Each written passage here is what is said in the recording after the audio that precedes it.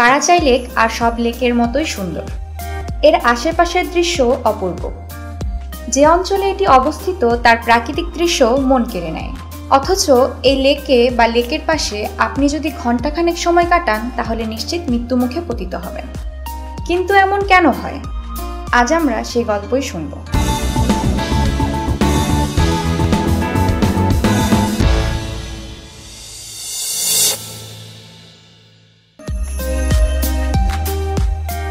কারাচাই লেকটি বর্তমান রুশ ফেডারেশনের ওরাল পর্বতমালা অঞ্চলে অবস্থিত চেলিয়াবিনস্ক প্রদেশের অন্তর্গত ওজিওস্ক শহরের নিকটে অবস্থিত।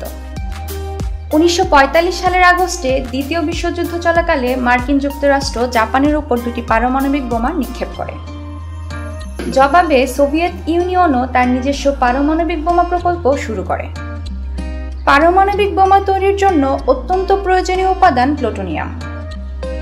এটি উৎপাদনের জন্য অত্যন্ত গোপনীয়তায় এবং দ্রুতগতিতে 1945 থেকে 1948 সালের মধ্যে ওজিওস্ক শহরের মায়াক প্লুটোনিয়াম উৎপাদন কেন্দ্রটি তৈরি করা হয়। এটি বর্তমানে মায়াক উৎপাদন সংস্থা নামে পরিচিত। মায়াক ছিল সোভিয়েত ইউনিয়নের বৃহত্তম পারমাণবিক কেন্দ্রগুলোর একটি। এটির অবস্থানের কারণে ওজিওস্ক শহরটিকে সোভিয়েত সরকার একটি নিষিদ্ধ বা আবদ্ধ নগরী হিসেবে ঘোষণা করে। শহরটিতে বিদেশিদের প্রবেশ নিষিদ্ধ ছিল। এমনকি শহরের বাহিরে থাকা কোনো সোভিয়েত নাগরিকও বিশেষ অনুমতিপত্র ছাড়া শহরটিতে প্রবেশ করতে পারত না। মায়াক কেন্দ্রের সংরক্ষণাগার ভর্তি হয়ে গেলে তারা কেন্দ্রটির পারমাণবিক বর্জ্য কারাচাই হ্রদে নিক্ষেপ করতে শুরু করে। কারাচাই হ্রদটি যেহেতু অন্য কোনো জলাশয়ের সঙ্গে সংযুক্ত ছিল না, প্রকৌশলীদের ধারণা ছিল হ্রদটিতে নিক্ষিপ্ত পারমাণবিক বর্জ্য অনির্দিষ্টকালের জন্য সেখানেই পড়ে থাকবে এবং এর ফলে অন্য কোনো কিছুর ক্ষতি হবে না। কিন্তু তাদের ধারণা ভুল ছিল। 1950-এর দশক জুড়ে সোভিয়েত প্রকৌশলীরা কারাচাই হ্রদে পারমাণবিক বর্জ্য নিক্ষেপ অব্যাহত রাখে। 1960-এর দশকে খরার ফলে হ্রদটির বেশ কিছু অংশ স্থায়ীভাবে শুকিয়ে যায়। এর ফলে হ্রদটিতে নিক্ষিপ্ত তেজস্ক্রিয় পদার্থ প্রকৃতিতে উন্মুক্ত হয়ে পড়ে। এই বর্জ্য কোনো ক্রমে ছড়িয়ে পড়লে ভয়াবহ একটি দুর্ঘটনা ঘটার সম্ভাবনা ছিল এবং 1967 সালে ঠিক এই ঘটনাটিই ঘটে।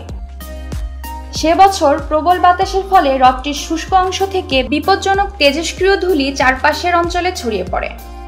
এর ফলে আশেপাশের প্রায় 2700 বর্গ কিলোমিটার বিস্তৃত অঞ্চলের হাজার হাজার অধিবাসী তেজস্ক্রিয়তায় আক্রান্ত হয়ে পড়ে।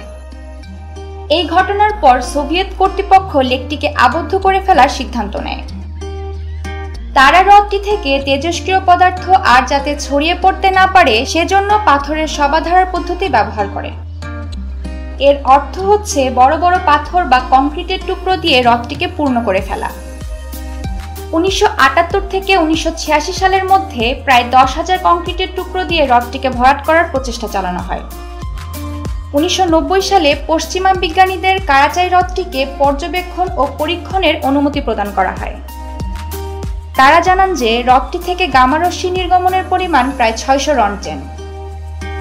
কোনো মানুষ এই হ্রদটির পাশে ঘণ্টাখানেক অবস্থান করলে তেজস্ক্রিয়তার কারণে তার মৃত্যু নিশ্চিত। কারাচাই লেকে যে তেজস্ক্রিয় পদার্থ রয়েছে সেসব শত শত বছর অক্ষতভাবে সেখানেই থাকতে পারে। রুশ বিশেষজ্ঞদের মতে এই বিপুল পরিমাণ তেজস্ক্রিয় পদার্থ হ্রদটি থেকে উত্তোলন করে অন্য কোথাও স্থানান্তর করাও অত্যন্ত বিপজ্জনক। এজন্য এই বর্জ্য হ্রদটিতেই রাখা উচিত। 2000-এর দশকে হ্রদটিতে কংক্রিট ও বালুর নতুন স্তর যোগ করা হয় এবং 2015 সালের 26শে নভেম্বর এই কাজ আনুষ্ঠানিকভাবে সমাপ্ত হয়। ভবিষ্যতে অঞ্চলটি ঘাস এবং ঝোপঝাড় দিয়ে পূর্ণ করে ফেলা হবে যাতে হ্রদটিতে নিক্ষিপ্ত পারমাণবিক বর্জ্য চিরতরে মাটির নিচে ঢাকা পড়ে যায়। বলা হয় কারাচাই লেক পৃথিবীর ইতিহাসের সবচেয়ে দূষিত স্থান। অপূর্ব সুন্দর এই জায়গাটি আজ মৃত্যুকূপে পরিণত হয়েছে। এজন্য দায়ী কেবল মানুষের ক্ষমতার লোভ। কারাচাই লেকের পরিণতি যেন আর কোথাও না হয়, বাংলা ডায়েরি টিমের এটি প্রত্যাশা থাকবে। প্রতিদিন এমন বিচিত্র নানা তথ্য জানতে আজই সাবস্ক্রাইব করুন বাংলা ডায়েরি।